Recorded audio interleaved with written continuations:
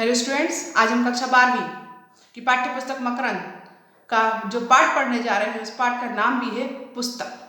लेखक हैं उसके देवेंद्र दीपक। ये एक राष्ट्रवादी चिंतक और रचनाकार देवेंद्र दीपक जी का जन्म 31 जुलाई 1934 में सहारनपुर उत्तर प्रदेश में हुआ। आपने शालेय शिक्षा के उपरांत मतलब स्कूल की शिक्षा प्राप्त करने के बाद साहित्य रत्न एमए हिंदी अंग्रेजी में और पीएचडी की उपाधि प्राप्त की। आपने वंचित समाज के विकास में शब्द और कर्म द्वारा अपूर्व कार्य किया है। मतलब इन्होंने समाज की ऐसी शाखा के बारे में ज़्यादा काम किया है कि जो समाज में वंचित रह जाती है उसके बारे में उन्होंने ज़्यादा कार्य किया है और उन्होंने अपने जीवन का बहुत कुछ योगदान हमारे राष्ट्र के नाम किया है। और आज जो इनकी रचना हम पढ़ने जा रहे हैं उसका नाम है पुस्तक। पुस्तक एक निबंध है और इसके केंद्र निबंध का जो केंद्र बिंदु वह पुस्तक ही है। और पुस्तक के बारे में पुस्तक को रखना, उसका भंडारण करना, ये सारी चीज़ें किस तरह से मनुष्य के जीवन के साथ जुड़ी होती है और कैसे पुस्तक एक जीवन में आशा का संचार करती है, यही सब बातें इस पाठ में बताई गई है। चलिए हम पाठ को शुरू करते हैं। यात्रा में पुस्तक, पुस्तक में यात्रा, यो यात्रा में यात्रा। मतलब कि वो क्या कहना चाहता है लेखक कि यात्रा में पुस्तक की अगर आप कहीं की भी जीवन की यात्रा करते हैं अपने जीवन की, तो आपकी जीवन यात्रा में हमेशा एक पुस्तक आपके साथ बनी होती है। क्योंकि पुस्तक होती क्या है, एक पूरा ही वर्णन होता है, वो लिखा होता है। तो आपके जीवन की यात्रा का भी अगर वर्णन लिखा जाए तो वो एक पुस्तक होगी। और पुस्तक में यात्रा मतलब अगर आप किसी पुस्तक को पढ़ते हैं तो वो आपको एक पूरी यात्रा का आनंद और अनुभव दे देती है। पुस्तक बाहरी और भीतरी यात्रा का समन्वय है। पुस्तक विचारों की जय यात्रा का मूर्त रूप है। पुस्तक लेखक के पुरुषार्थ का शाश्वत प्रतिफल है। मतलब लेखक क्या कहता है कि पुस्तक क्या है। भीतरी यात्रा मतलब हमारे मन के अंदर जो विचार होते हैं वो, और बाहर जो हमारे विचार चलते हैं वो, जो हमारे कर्म होते हैं वो, इन सभी को आपस में मिलाकर ही एक पुस्तक तैयार होती है। पुस्तक रची जाती है, पुस्तक छापी जाती है, पुस्तक विमोचित की जाती है। मतलब पुस्तक को क्या जाता है, लिखा जाता है, मतलब रचना की जाती है। रचना लिखने के बाद में उसको छापा जाता है, छापने के बाद उसका विमोचन मतलब कि उसका सबके सामने उसको दिया जाता है, सबके सामने उसको सौंपा जाता है। इसी प्रकार से हमारे जीवन को इन्होंने ये बताया है कि हमारे जीवन में भी हम क्या करते हैं, हमारे जीवन में जो हमारे कर्म होते हैं उससे हम उसकी रचना करते हैं, फिर हम उसको छापते हैं, मतलब लोगों पर उसका प्रभाव गिरता है। और सभी लोगों के अंत में समय में जो हमारा पूरा जीवन यात्रा है वो एक पुस्तक के रूप में सबके सामने आती है, जिस पर करके लोग फिर अपनी टीका टिप्पणी करते हैं। पुस्तक बेची जाती है, पुस्तक खरीदी जाती है, कभी किसी बुक डिपो में करीने से सजी अलमारियों से, तो कभी चौराहे पर। अब यह पुस्तक की जो बात हो रही है, पुस्तक को क्या करते हैं, खरीदते भी है, बेचते भी है। कई बुक डिपो में करीने से अलमारी पर खड़ी होती है, जैसे जिस बुक डिपो मतलब कि किताबों की जो दुकान होती है उसमें अलमारियों में सजी होती है, वहाँ से बिकती है वो। कभी कभी किसी चौराहे पर ठेला गाड़ी में ढेर होता है, उसमें भी किताबें बिकती है। पुस्तक भेंट की जाती है, पुस्तक मांगी जाती है। मतलब पुस्तक को आप उपहार के रूप में दे सकते हो, पुस्तक किसी से मांग भी सकते हो, पुस्तक को आप चुरा भी सकते हो, पुस्तक को आप दबा सकते हो। इसलिए अंततः पुस्तक, यह सब इसलिए कि अंततः पुस्तक पढ़ी जा सके। भैया कोई क्यों चुराएगा, पढ़ने के लिए। कोई क्यों खरीदेगा, पढ़ने के लिए। कोई क्यों बेचेगा, पढ़ने के लिए। कोई क्यों मांगेगा, पढ़ने के लिए। कोई क्यों भेंट देगा, पढ़ने के लिए। कोई सब काम जो होते हैं ये सब इसलिए क्योंकि पुस्तक को हम पढ़ सकें। पढ़ने में कुछ पुस्तकें केवल रखी जाती है, कुछ निराली जाती है, कुछ ही है जो पचाई जाती है। मतलब कि जब हम पुस्तक को पढ़ते हैं तो कुछ पुस्तकें ऐसी होती हैं जिनको सिर्फ हम रख देते हैं, पढ़ नहीं पाते। कुछ ऐसी इसको निगल लेते हैं, मतलब चलो निपटा लिया एक तरह से। और कुछ ही होती है जो पचाई जाती है, मतलब कि समझी जाती है, पढ़ने के बाद भी हम उसका अर्थ समझ पाते हैं। हर पुस्तक का अर्थ हम नहीं समझ पाते, ना ही उसको अपने जीवन में आत्मसात कर पाते। पुस्तक की भूमिका और प्राक्कलन के लिए स्टेबिल आदमी खोजे जाते हैं। पुस्तक की समीक्षा की जाती है, कभी ये समीक्षा बेबाक होती है। मतलब कि ऐसे लोगों की खोज की जाती है जो उस पुस्तक के ऊपर पढ़े और अपनी टीका टिप्पणी कर सके। मतलब कि उसमें जो बातें लिखी है वो कहाँ तक सही है, ऐसी चर्चा उस पर की जाती है। कभी कभी ये चर्चा इतनी गैर जरूरी हो जाती है कि जिनका कोई मतलब ही नहीं होता है। और कभी कभी ये चर्चा इतनी ज़्यादा हो जाती है कि जो चर्चा हो रही है वो बात पुस्तक में है ही नहीं।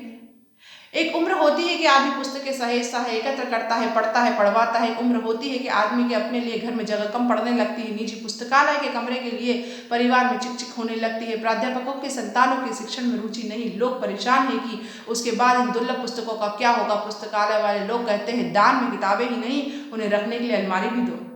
मतलब ये कितनी बड़ी विडंबना है कि एक उम्र तक तो हम किताबें सहेजते हैं, लेकिन जब हमारी उम्र होने लगती है, हम बूढ़े होने लगते हैं, तो परिवार के लोग भी हमारे उस पुस्तकालय से चिढ़ने लगते हैं कि अरे कितनी किताबें भर रखी है तुमने, इसे कहाँ कहाँ संभालें, कहाँ रखें, हटाओ तुम्हारी सब किताबों को, सब चीज़ों को। यही सब प्रतिक्रिया है हमारे समाज में, हमारे परिवारों में होने लगती है। जो प्राध्यापक है, जो शिक्षक है, उनके पास बहुत किताबें होती हैं, लेकिन उनकी संतानों को खुद को पढ़ने में ही जब रुचि नहीं होती है तो उन पुस्तकों का क्या होगा। फिर वो चिंता सताने लगती है, किताबें कहाँ जाएगी। अगर उसको पुस्तकालय के लोगों को अगर हम दान कर दें पुस्तकालय में, वो किताबें इतनी कीमती अमूल्य किताबें अगर दान में भी दी जाती है पुस्तकालय में, तो पुस्तकालय वाले लोग क्या कहते हैं, भैया किताबों के साथ अलमारी भी दीजिए इसे रखने के लिए। रातों रात कोई पुस्तक महत्वपूर्ण हो जाती है, रातों रात कोई पुस्तक अछूत बन जाती है, रातों रात कोई पुस्तक पुरस्कृत हो जाती है, रातों रात कोई पुस्तक तिरस्कृत हो जाती है। मतलब किसी भी पुस्तक को प्रसिद्धि मिलना, उसको बिल्कुल लोगों से नकार देना, उसको पुरस्कार मिलना, भैया ज्ञानपीठ पुरस्कार, नोबेल पुरस्कार मिल रहा है ना, या फिर उसे समाज की तरफ से बहिष्कृत कर देना, ये सारा काम अचानक से होने लगता है। एक दिन पढ़ते हैं अमुक प्रतिबंधित कर दी जाती है, एक दिन पढ़ते हैं अमुक पुस्तक जला दी जाती है। कितनी किताबें ऐसी होती हैं, पर ऐसी सत्य घटनाओं पर चोट की जाती है समाज के ऐसे बिंदुओं के ऊपर, जैसे कभी कभी समाज रुष्ट हो जाता है और उस किताब को बहिष्कृत कर देता है। इन सब के पीछे राजनीति है। ये कोई बात नहीं है कि नालंदा विश्वविद्यालय की बड़ी महिमा रही है, शिक्षा के क्षेत्र में बड़ा दबदबा रहा है। नालंदा का 10,000 विद्यार्थी और 1500 आचार्य थे। मतलब नालंदा जो थे हमारे इतिहास का सबसे बड़ा पुस्तक संग्रहालय रहा है, सबसे बड़ी लाइब्रेरी रहा है हमारे यहाँ का। उसमें बहुत सारी किताबें रही है, 10,000 विद्यार्थी रहे हैं, कम से कम 1500 शिक्षक रहे हैं। उसमें बौद्ध दर्शन के बारे में, दर्शन के बारे में, इतिहास के बारे में, निरुक्त के बारे में, वेद, हेतु विद्या, न्याय शास्त्र, व्याकरण, चिकित्सा शास्त्र, ज्योतिष, इन सबसे संबंधित बहुत सारी किताबें रही हैं। इसमें आचार्य शीलभद्र, नागार्जुन, आचार्य धर्मकीर्ति, आचार्य ज्ञानश्री, आचार्य बुद्धभद्र, आचार्य गुणमती, आचार्य स्थिरमती, आचार्य सागरमती जैसे विश्व प्रसिद्ध आचार्य रहे हैं जो नालंदा से जुड़े हैं। लेकिन नालंदा के इतिहास में बहुत बड़ा काला धब्बा लगा। वह काला धब्बा नालंदा के पुस्तकालय को लेकर है कि बख्तियार खिलजी के आक्रमण से देश में जो सबसे बड़ी हानि हुई थी वो इस पुस्तकालय में आग लगाने के कारण हुई थी। इस अग्निकांड में हमारे अमूल्य ग्रंथ जो सदा सदा के लिए जल के भस्म हो गए थे और मात्र तिब्बत और चीनी ग्रंथ ही अब हमारे यहाँ पर मिलते हैं। युवान चंडाल के नालंदा ने पुस्तकालय का बड़ा गौरवपूर्ण उल्लेख किया है कि तिब्बती विवरणों से पता चलता है कि नालंदा के पुस्तकालयों का एक विशिष्ट क्षेत्र है वो, क्योंकि किसी एक जाति, धर्म और संप्रदाय से जुड़ी पुस्तकें नहीं बल्कि विश्व के सभी प्रकार की पुस्तकों का संग्रह रखता था। उसे इस पर धर्मगंज भी कहते हैं कि रत्नासागर, रत्नोदधि, रत्नरंजक नाम 3 विशाल पुस्तकालय थे जो रत्नसागर का भवन 9 मंजिला था। मतलब इसमें बड़े बड़े इतने सारे पुस्तकालय थे। किसमें? हमारे नालंदा पुस्तकालय में, जिसमें एक धर्मगंज था, रत्नासागर था, रत्नोदधि था, रत्नरंजक था और रत्नसागर जो था इसका भवन तो 9 मंजिला भवन था। तो सोचो कितनी किताबें होंगी इसके अंदर। पागल कौन है? वो जो पुस्तक लिखता है, वह जो पुस्तकालय को जलाता है, जलवाता है। अब ये प्रश्न हमें उत्तर देना होगा कि हाँ पागल कौन है? पुस्तक लिखने वाला पागल है कि पुस्तकालय को जलाने और नष्ट करने वाला? क्या होता है कि पुस्तकालय का जलना कितना सोचता है, कितनी खिन्नता बढ़ती है। तो किसी पुस्तकालय को जलाना मतलब कितनी बुरी बात है कि आप किसी के विचारों को जलाने की सोच रहे हैं। और ये समाज में बहुत लंबी साधना के परिणाम स्वरूप ऐसे पुस्तकालय समाज में आते हैं।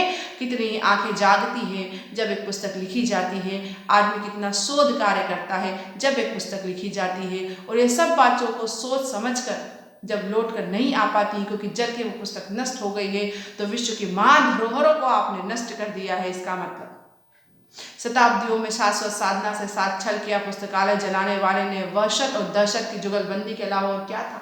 मतलब कि समाज की जो इतनी बड़ी तपस्या है उसको उसने नष्ट किया है इस पुस्तकालय को जला के। पुस्तकें और भी कई तरह के षड्यंत्रों का शिकार होती रही है। मतलब और भी तरीके से पुस्तकों को नष्ट किया गया है।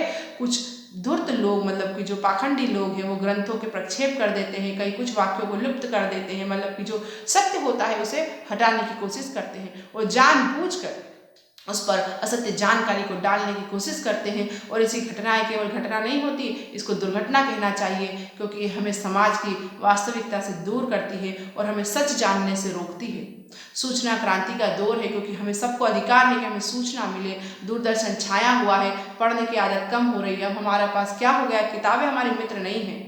क्योंकि हमारे मित्र क्या होगा, दूरदर्शन, हम उसी को सुन लेते हैं, उसी में देख लेते हैं। पुस्तकों को पढ़ना आजकल हमें कम पसंद हो गया है, लेकिन पुस्तक मित्र थी, पुस्तक मित्र है और पुस्तक मित्र हमेशा बनी रहेगी। हमें पुस्तक से हमेशा मित्रता बनाए रखना चाहिए।